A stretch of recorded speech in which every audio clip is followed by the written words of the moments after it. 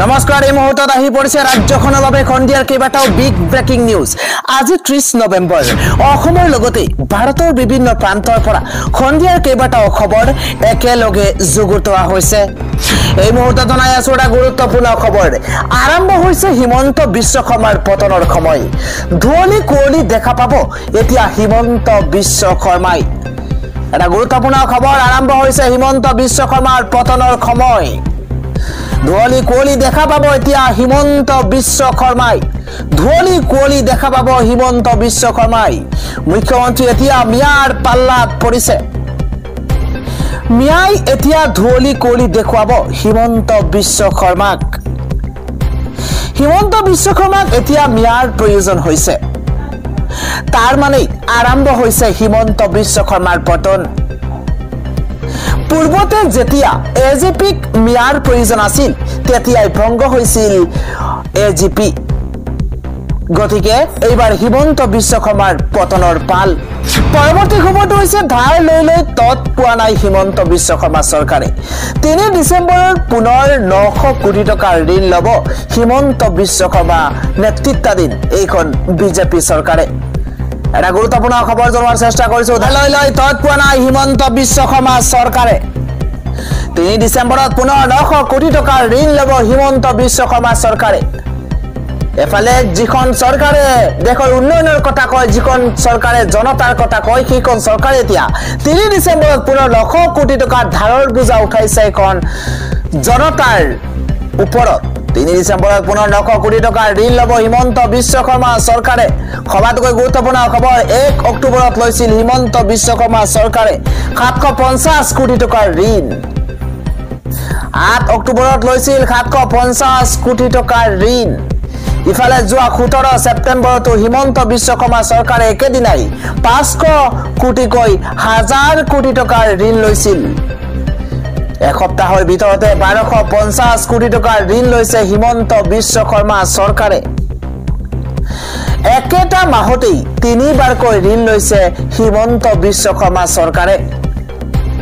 ইয়াৰ পূৰ্বেও যোৱা আগষ্ট মাহত 2000 কোটি টকাৰ ঋণ লৈছিল হিমন্ত বিশ্ব শৰ্মা চৰকাৰে।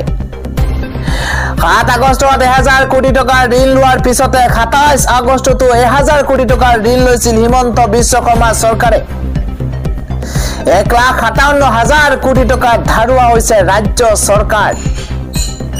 বিত্তীয় সংকটৰ জোৰা মাৰিবলৈ প্ৰত্যেক মাহে ঋণ লৈয়ে আছে এইখন চৰকাৰে। ঋণ লোৱাৰ ক্ষেত্ৰত অভিলেখ ভংগ কৰিছে হিমন্ত বিশ্ব শৰ্মা চৰকাৰে। বিগত বিত্তীয় বৰ্ষত হিমন্ত বিশ্ব শৰ্মা চৰকাৰে 20,000 কোটি টকাৰ ঋণ লৈছিল। চলিত বিত্তীয় বৰ্ষৰ 6টা মাহতেই হিমন্ত বিশ্ব শৰ্মা চৰকাৰে এই পৰ্যন্ত লৈছে প্ৰায় 7,000 কোটি টকা। চলিত বৰ্ষৰ বিত্তীয় বৰ্ষৰ 4 এপ্ৰিলত লৈছিল 1000 কোটি টকা, 30 এপ্ৰিলত লৈছিল 1000 কোটি টকা। আপোনালোকে ভালদৰে মনত ৰাখক, চলিত বিত্তীয় বৰ্ষৰ 4 এপ্ৰিলত লৈছিল 1000 কোটি টকা, 30 এপ্ৰিলত লৈছিল এইখন চৰকাৰে পুনৰ 1000 কোটি টকা। 28 মেত লৈছিল 1000 কোটি টকা, 8 জুনত লৈছিল 634 কোটি টকা, 23 জুলাইত লৈছিল 1000 কোটি টকা। হিতাধিকাৰীক সন্তুষ্ট কৰিবলৈ ধাৰৰ উপৰিও ধাৰ লৈছে হিমন্ত বিশ্ব শৰ্মা চৰকাৰে। অতি ভয়ংকৰ দিশত অসমৰ অৰ্থনীতি। টেটুগুৰিলৈকে ধাৰত পুত গৈছে এইখন হিমন্ত বিশ্ব শৰ্মা নেতৃত্বাধীন বিজেপি চৰকাৰ। ৰাজ্য চলাবলৈ টকা নাই হিমন্ত বিশ্ব শৰ্মা চৰকাৰৰ। হিমন্ত বিশ্ব শৰ্মা চৰকাৰৰ 3 বছৰীয়া কাৰ্যকালত গঢ়ি উঠিছে ঋণৰ পাহাৰ। এফালে আঁচনিৰ ঘোষণা, আনফালে হিতাধিকাৰীৰ সৃষ্টি, ধাৰত ককমকাইছে চৰকাৰ। পৰৱৰ্তী খবৰটো হৈছে মুছলমানৰ পক্ষত এইবাৰ সৰ্বোচ্চ ন্যায়ালয়। চলাব নোৱাৰিব মছজিদত জৰীপ। এটা ব্ৰেকিং নিউজ, মুছলমানৰ পক্ষত সৰ্বোচ্চ ন্যায়ালয়। বিগ ব্ৰেকিং নিউজ পলিটিকেল ডাঙৰ খবৰ জনোৱাৰ চেষ্টা কৰিছো। চলাব নোৱাৰিব এতিয়াৰে পৰা মছজিদত জৰীপ। শাহী ঈদগাহ, জামা মছজিদত চলাব নোৱাৰিব কোনো ধৰণৰ জৰীপ। মছজিদৰ ভিতৰত মন্দিৰ থকা বুলি দাবী কৰিছিল হিন্দু পক্ষই। সেই দাবীৰ পিছতে ট্ৰায়াল কোৰ্টে দিছিল জৰিপৰ নিৰ্দেশনা সেই নিৰ্দেশনাৰ পিছতেই সৃষ্টি হৈছিল ভয়ংকৰ পৰিস্থিতিৰ কেইবাগৰাকী লোকৰ মৃত্যু হৈছিল সেই ঘটনাত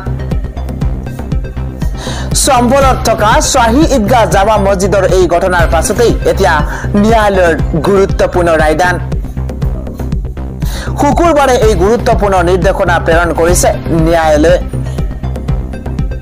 এলাহাবাদ সৰ্বোচ্চ ন্যায়ালয়ে অৱশেষত দিছে এই গুৰুত্বপূৰ্ণ সিদ্ধান্ত পৰৱৰ্তী খবৰটো হৈছে বাংলাদেশৰ হিন্দুক সুৰক্ষা দিয়ক হিন্দু বিৰোধী মৌলবাদী শক্তি শেষ হোক চিন্ময় প্ৰভুক মুক্তি দিয়ক স্লোগানেৰে আজি গুৱাহাটীস্থিত বাংলাদেশ উচ্চায়ুক্তৰ কাৰ্যালয় ঘেৰাও কৰিছে 2 শতাধিক প্ৰতিবাদকাৰীয়ে ৰংপুৰ আৰু চট্টগ্ৰামক লৈ সুকীয়া হিন্দু ৰাষ্ট্ৰ ঘোষণা কৰাৰ দাবী প্ৰতিবাদকাৰীৰ সন্ধিয়াৰ পৰৱৰ্তী ব্ৰেকিং নিউজ হৈছে কোনো বাংলাদেশী কৰা নহব এতিয়াৰ পৰা চিকিৎসা হস্পিটালৰ বৃহৎ সিদ্ধান্ত গ্ৰহণ কৰিছে এটা গুৰুত্বপূৰ্ণ খবৰ কোনো বাংলাদেশী নাগৰিকক চিকিৎসা নকৰাৰ সিদ্ধান্ত গ্ৰহণ কৰিছে এখন হস্পিটালে এটা বিগ ব্ৰেকিং নিউজ কলকাতা হস্পিটালে হিন্দু বিৰোধী বাংলাদেশীক দিলে কঠোৰ উত্তৰ গুৰুত্বপূৰ্ণ খবৰ বাংলাদেশত সংখ্যালঘু হিন্দুৰ ওপৰত হোৱা অত্যাচাৰৰ প্ৰতিবাদত এই সিদ্ধান্ত গ্ৰহণ কৰা হৈছে সবাতোকৈ গুৰুত্বপূৰ্ণ খবৰ বাংলাদেশৰ কোনো ৰোগীক চিকিৎসা নকৰে মানিকতলাৰ জেন ৰয় হস্পিটালে ভাৰতৰ তিৰংগাক বাংলাদেশী অপমান কৰাক লৈও এই সিদ্ধান্ত গ্ৰহণ কৰা হৈছে হিন্দু নেতা চিন্ময় দাসক গ্ৰেপ্তাৰ কৰাক লৈ ক্ষোভ প্ৰকাশ কৰিছে হস্পিটাল কৰ্তৃপক্ষই চিকিৎসালয়খনৰ বিষয়া সুব্ৰংশু ভক্তই ঘোষণা কৰিছে এই কথা বাংলাদেশী ৰোগীক অনিৰ্দিষ্ট কাললৈ চিকিৎসালয়খনত ভৰ্তি নকৰাৰ অধিসূচনা জাৰি কৰা হৈছে কলকাতাৰ আন চিকিৎসালয়কো এনে সিদ্ধান্ত ল'বলৈ আহ্বান জনাইছে সুব্ৰংশুৱে কোনো বাংলাদেশী নাগৰিকক চিকিৎসা নকৰাৰ সিদ্ধান্ত এখন হস্পিটালৰ সন্ধিয়াৰ আন এটা ডাঙৰ খবৰ হৈছে যুদ্ধ বিৰতিৰ মাজতো আক্ৰমণ ইজৰাইলে লেবাননত আক্ৰমণ কৰাৰ গুৰুতৰ অভিযোগ উত্থাপন হৈছে এটা war update big breaking news ডাঙৰ খবৰ জনোৱাৰ চেষ্টা কৰিছো ইজৰাইল হিজবুল্লাহৰ মাজত হোৱা যুদ্ধ বিৰতিৰ চুক্তি উলংঘা এটা ব্ৰেকিং নিউজ যুদ্ধ বিৰতিৰ মাজতে ইজৰাইলে লেবাননত আক্ৰমণ কৰাৰ গুৰুতৰ অভিযোগ উত্থাপন হৈছে ইজৰাইলৰ বিৰুদ্ধে যুদ্ধ বিৰতিৰ চুক্তি উলংঘা কৰাৰ অভিযোগ লেবাননৰ নিৰাপত্তা বাহিনীৰ ইজৰাইল হিজবুল্লাহৰ মাজত 60 দিনৰ অস্থায়ী যুদ্ধ বিৰতি ঘোষণা কৰিছিল নেতান্যাহুৱে ইজৰাইলে কৈছিল ইৰাণ সমৰ্থিত হিজবুল্লাহৰ ওপৰত নকৰে আক্ৰমণ বুধবাৰৰ পৰা আৰম্ভ হৈ ইজৰাইল আৰু হিজবুল্লাহৰ মাজত যুদ্ধ বিৰতি কিন্তু এই যুদ্ধ বিৰতিৰ চুক্তি উলংঘা কৰাৰ অভিযোগ উত্থাপন হৈছে যুদ্ধ বিৰতিৰ মাজতে ইজৰাইলৰ আক্ৰমণত 2জন লোক আহত হোৱাৰ দাবী উত্থাপন কৰা হৈছে দক্ষিণ লেবাননৰ আল বিছাৰিয়াৰ মেয়ৰ নাজিহ ইদে উত্থাপন কৰিছে এই অভিযোগ ইজৰাইল হিজবুল্লাহৰ মাজত হোৱা যুদ্ধ বিৰতিৰ চুক্তি উলংঘা আন এটা খবৰ হৈছে জাগিৰোডৰ পূব চাকুমাকুত শিশুৰ সৈতে শোকাবহ ঘটনা সংঘটিত হৈছে বিদ্যুৎ স্পষ্ট হৈ 6 বছৰীয়া মমিনুল ইছলামৰ কৰুণ মৃত্যু খেলি থকা অৱস্থাতে উন্মুক্ত ট্ৰান্সফৰ্মাৰ স্পৰ্শ কৰে মমিনুলে চাকুমাকু গাঁৱৰ ছবিকুল ইছলামৰ পুত্ৰ আছিল মমিনুল ইছলাম মৃত মমিনুল ইছলামৰ পৰিয়ালক ক্ষতিপূৰণ দিয়াৰ দাবী এতিয়া স্থানীয় ৰাইজৰ পৰৱৰ্তী ব্ৰেকিং নিউজ হৈছে পিএম কিষাণৰ হিতাধিকাৰীৰ বাবে জৰুৰী খবৰ এটা বিগ ব্ৰেকিং নিউজ পিএম কিষাণৰ হিতাধিকাৰীৰ বাবে সবাতোকৈ ডাঙৰ খবৰ আছে পিএম কিষাণৰ যোজনাৰ হিতাধিকাৰীৰ বাবে ভাল খবৰ আছে 19 নম্বৰ কিস্তিৰ ধন লাভ কৰিবলৈ হলে এতিয়াই কৰক এইকেইটা কাম 19 নম্বৰ কিস্তিৰ ধন লাভ কৰিবলৈ এতিয়া এইকেইটা কাম কৰাটো আপোনাৰ বাবে অত্যন্ত গুৰুত্বপূৰ্ণ জানুৱাৰী মাহত হিতাধিকাৰীয়ে লাভ কৰিব 19 নম্বৰ কিস্তিৰ ধন